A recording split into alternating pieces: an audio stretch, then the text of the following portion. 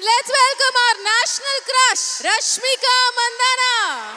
ভারতীয় অভিনেত্রী রাশমিকা মান্দানা ভারতের জাতীয় ক্রাশ হিসেবে ডাকা হয় এই অভিনেত্রীকে। সার্চ ইঞ্জিন গুগলে ভারতের জাতীয় ক্রাশ 2020 নির্বাচিত হন এই অভিনেত্রী। এখানেই শেষ নয়, তার আরও একটি পরিচয় রয়েছে, তা হলো এক্সপ্রেশন কুইন।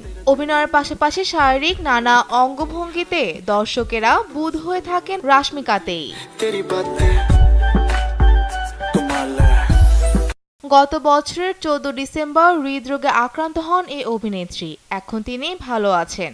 সম্প্রতি তিনি করোনার সময় দেওয়া ভ্যাকসিন নিয়ে প্রশ্ন তুলেছিলেন। তিনি বলেছিলেন যে ভ্যাকসিন নেওয়ার পরে তিনি ক্লান্ত বোধ করতে শুরু করেন।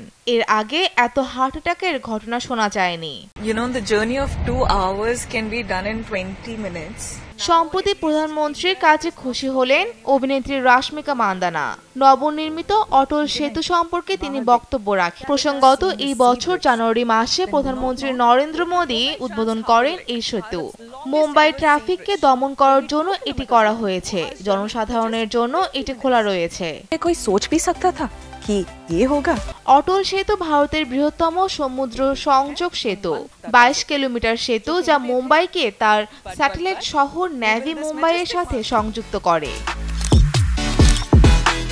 সংবাদ সংস্থা এশিয়ান নিউজ ইন্টারন্যাশনাল এর সাথে কথা বলার সময় রাশমিকা সেতু সম্পর্কে বেশ প্রশংসা করেছেন।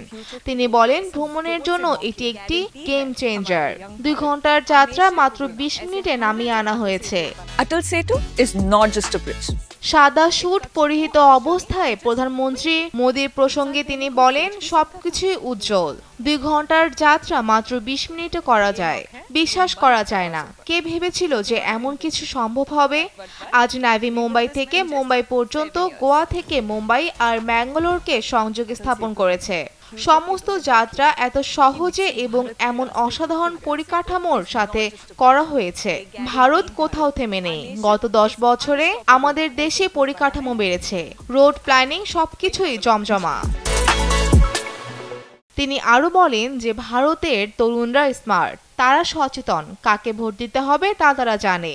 তিনি প্রত্যেক ভারতীয়কে এই লোকসভা নির্বাচনে ভোট দিতে অনুরোধ করেন। ভারতের এই স্মার্ট তরুণদের নিয়ে গর্ব করেন এই এক্সপ্রেশন কুইন।